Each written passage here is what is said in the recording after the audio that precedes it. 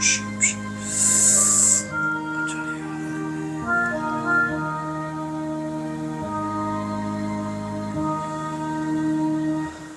아멘. 감사합니다. 우리 하나님 말씀 디모데전서 2장 1절로 4절 우리 같이 교도하시겠습니다. 디모데전서 2장 1절로 4절입니다. 디모데전서 2장 1절로 4절. 제가 1절 먼저 봉독합니다. 그러므로 내가 첫째로 권하노니 모든 사람을 위하여 간구와 기도와 도고와 감사를 하되 임금들과 높은 주의 있는 모든 사람을 위하여 하라. 이는 모든 경건과 안전함으로 평안한 생활을 누리게 하려 함이라. 이것이 우리 구주 하나님 앞에 선하고 받으실 만한 것이니 하나님은 모든 사람이 구원을 받으며 진리를 아는 데 이르기를 원하시느니라. 아멘. 아멘. 오늘은 이 위정자들을 위한 기도라는 제목으로 은혜를 받기를 원합니다. 오늘 이 본문 말씀은 국가 권세자들을 위해서 중보 기도할 것을 명령하고 또 그것이 꼭 필요하다는 것에 대한 이 교훈으로 말씀을 주고 있습니다. 당시 초대교회 전체가 로마 제국의 박해 위협에 처해 있는 상황이었습니다. 바울은 위정자들을 위하여 기도하라 이렇게 말씀하고 있어요.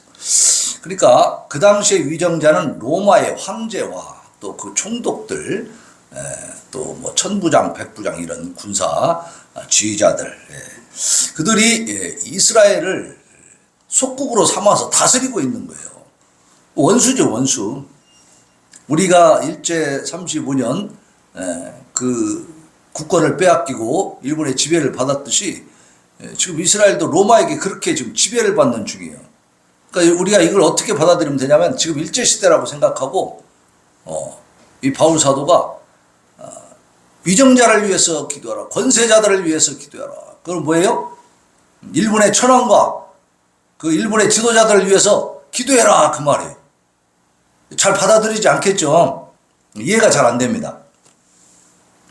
근데 분명히 그렇게 지금 명령하고 있어요.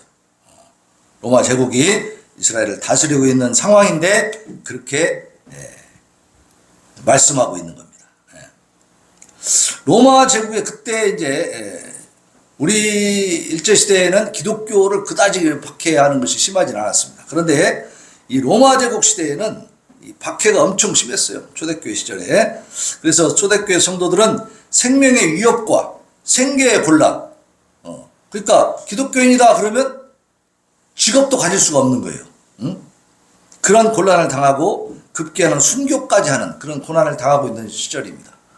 뭐 사자들은 짐승의 밥도 만들어 버리고요, 십자가에 달아서 이렇게 십자가형으로 죽이기도 하고, 온갖 고문을 다 당하고, 정말 그 당시에 그 로마 제국이 사용했던 그 고문하는 그리고 사용하는 그 틀을 보면 정말 무섭습니다.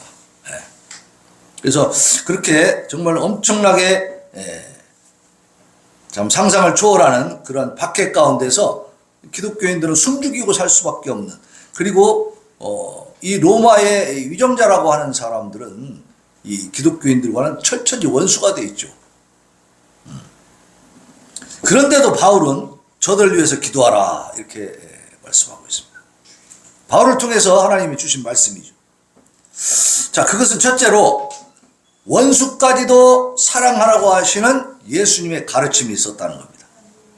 마태복음 5장 44절에 보면 나는 너희에게 이르노니 너희 원수를 사랑하며 너희를 박해하는 자를 위하여 기도하라.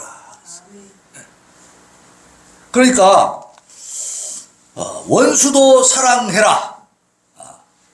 너희가 원수를 미워하라 하는 말을 들었지만은 나는 너희에게 말한다. 원수도 사랑해라. 그들을 위해서 기도하고 박해하는 자를 위해서 기도하라. 너희를 박해하는 자를 위해서 기도해라. 예수님도 그렇게 말씀하십니다. 자, 이 말씀의 의미를 좀 더 깊이 이제 조금 있다가 살펴보도록 하겠습니다.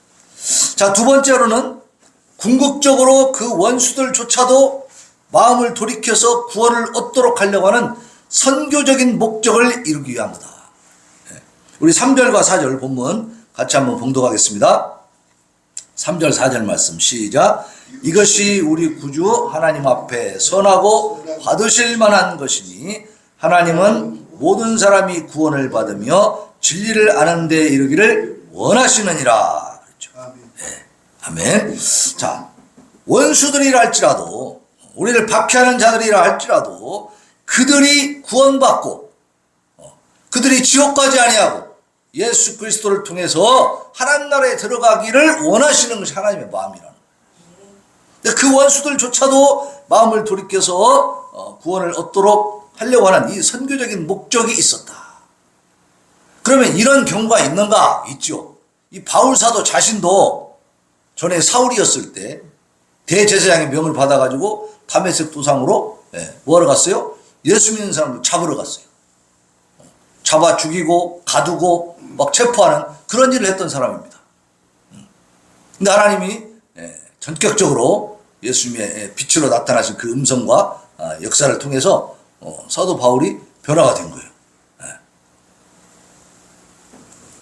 우리가 생각할 때 저 사람은 도저히 가능성이 없다. 우리 인간의 눈으로 봤을 때 그런다 할지라도 어때요? 하나님은 하신다 그 말입니다. 하나님 하시면 된다는 거예요. 그러니까 이 선교적 차원에서 그들을 위해서 기도하는 거예요. 보다 실질적인 이유로 보면 위정자들의 그 핍박으로 인해서 안정된 신앙생활에 대해서 우리가 방해를 받지 않도록 하기 위한 목적도 있었다는 겁니다. 그래서 2절 말씀 보겠습니다. 2절 오늘 본문 2절 시작. 임금들과 높은 지위에 있는 모든 사람을 위하여 하라. 이는 우리가 모든 경건과 단정함으로 고요하고 평안한 생활을 하려 함이라. 지금 우리가 이 대한민국을 위해서 기도하는 것도 우리가 기도하지 않고 게을르고 나태하게 지내다 보면 나라가 뒤집어진다 그 말이에요. 우리가 신앙생활을 고요하고 평안하게 할 수 있어요 없어요? 없다 이 말이에요. 북한이 딱 그렇게 돼 있잖아요 지금. 고요하고 평안하게 신앙생활 할 수가 없습니다 거기는. 그들도 신음하면서 기도하는 거죠. 우리도 그렇게 기도를 그래서 북한 동포들을 위해서 기도하는 것입니다.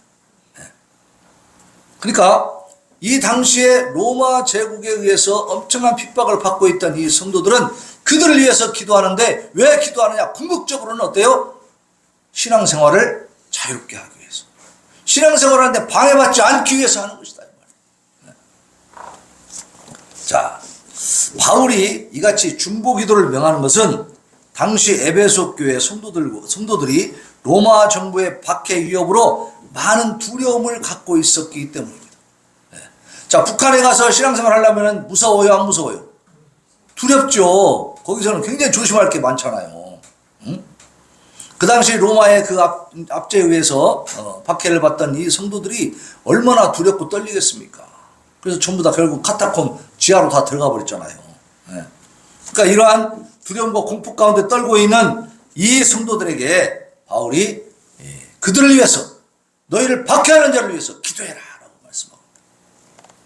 바울은 모든 성도들이 합심해서 이러한 중보기도를 행함으로써 박해에 대한 두려움을 극복하고 기도해야만이 이 두려움을 극복할 수 있는 겁니다. 기도해야만이 내 안에 있는 악한 것들이 떠나갈 줄로 믿습니다.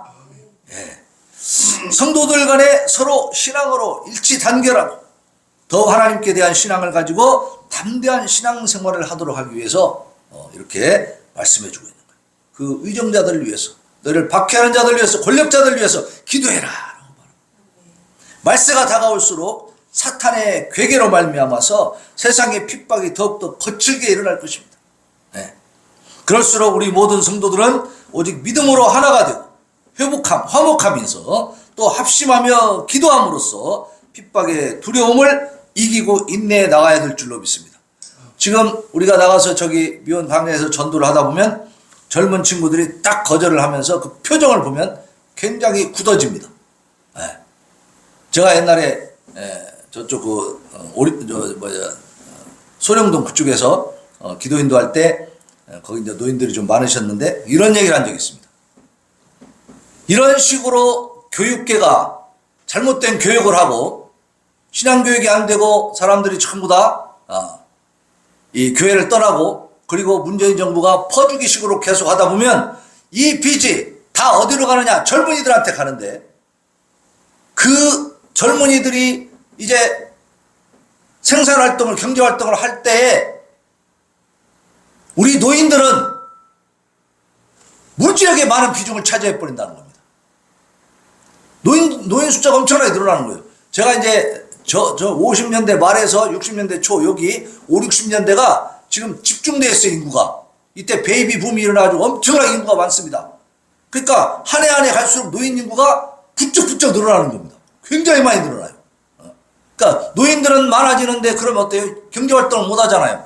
그러면 문재인 정부에서 빚더미에 그냥 400조, 그 한 정부 기간, 박근혜 정부 때까지 우리나라 정부 수립 이후로 600조 내지 700조밖에 없었는데 문재인 정부 시절에 400조를 더 추가로 빚을 짓는 바람에 지금 1000조 시대가 됐어요. 국가 빚이. 그럼 이 모든 빚이 누구한테 부담이 가느냐? 이 젊은이들한테 간다는 얘기입니다. 경제활동하고 있는. 그러면 그 젊은이들이 그 꼽사짐을 지고 갈 때에 노인들을 바라보면 어떻겠어요? 공경하고 싶겠습니까? 그렇죠. 제가 그랬어요. 지나가다가 젊은이들한테 그냥 괜히 두드러 맞아 죽는 그런 노인들이 많아질 것입니다. 이대로 가다가는 큰일 납니다. 제가 그랬어요. 근데 지금 그런 얘기가 나옵니다. 정말. 현실적으로 이렇게. 그래서 말세가 다가올수록 이렇게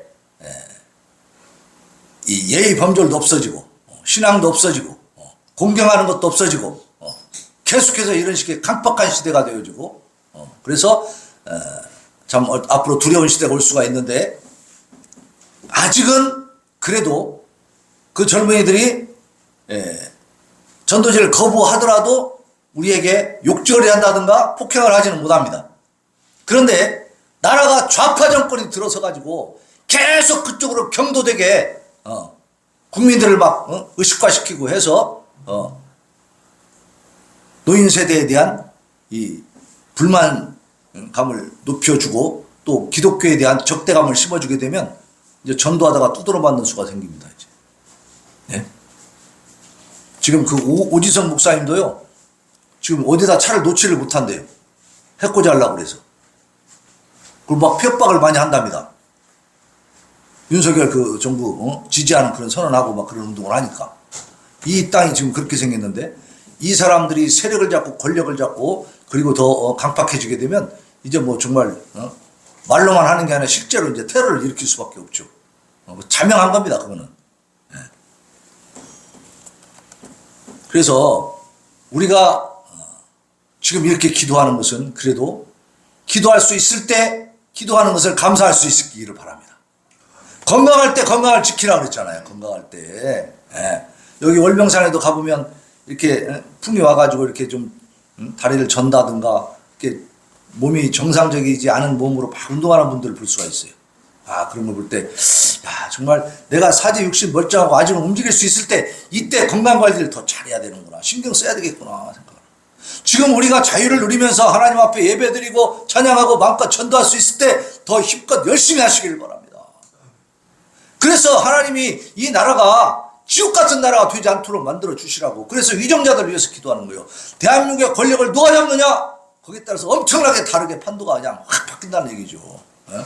지금 윤석열 정부 들어서고 나니까 서울시청 앞에서 퀴어 축제가 지금 불어대 버렸잖아요. 허락이 안 되잖아요. 이런 음란한 것들이 사라지고 있잖아요. 정부 차원에서 이것을 막아준다 이 말입니다. 예?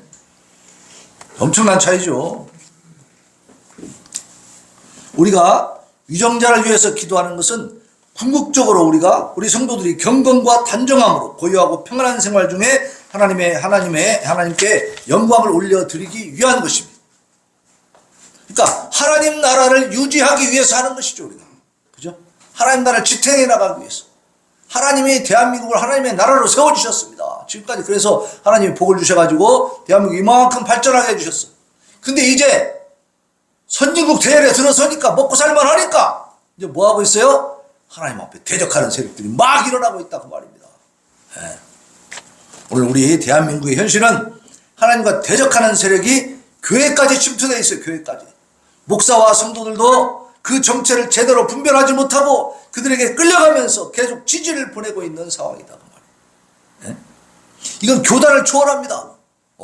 뭐 기장만 그러는 게 아니고 모든 교단의 목사들이 지금 좌파에 딱 경도돼가지고 이 지역 감정에 거기에 그냥 함몰돼가지고 성경적으로 보는 게 아니고 인간의 감정을 가지고 본다 그 말입니다. 영안이 다 흐려졌어요. 만약 그들이 다시 집권한다면, 종북 좌파 세력이 다시 집권한다면 이제 자유 대한민국은 자취를 감춥니다. 자유 베트남이 없어져 버렸잖아요. 월병으로 끝나버렸잖아요. 조선민주주의 인민공화국, 그것이 이제 들어서게 될 겁니다. 만약에 적화가 되어지면, 김정은이가 지금 흔들흔들하지만 적화되어지면 아주 강력해집니다. 김정은은 이제. 그리고 이 조선민주주의 인민공화국에 의해서 믿는 자들, 또 여기서 그들이 볼 때 적대 세력인 그런 사람들은 모두 다 몽땅 이민 보낸다는 거예요. 어디로 이민 보낸다고 그랬어요? 김정일이가 그랬답니다. 한 1,000만 명 이민 보내면 된다고. 1,000만 내지 2,000만 정도. 어디로 보낸다고 했죠? 바다로. 배에 실어서 좋은 배에다가, 아니요, 드럼통에다 하나씩 넣어가지고 보냈다는 거예요. 바다에다 다 수장시켜 버리겠다는 얘기입니다.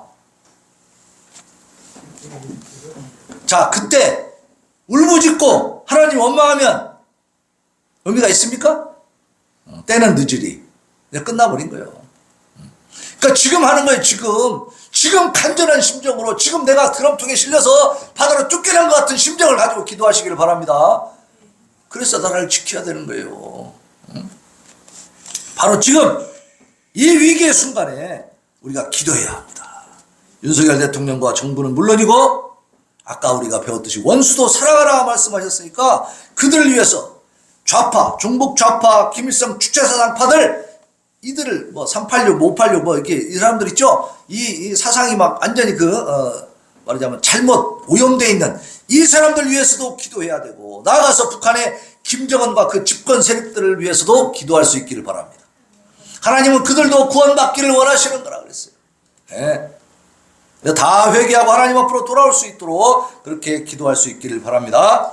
오늘 정말로 하나님이 기뻐하시는 그런 아름다운 소망의 기도를 하나님께 올려드리기를 예수님 이름으로 축원합니다.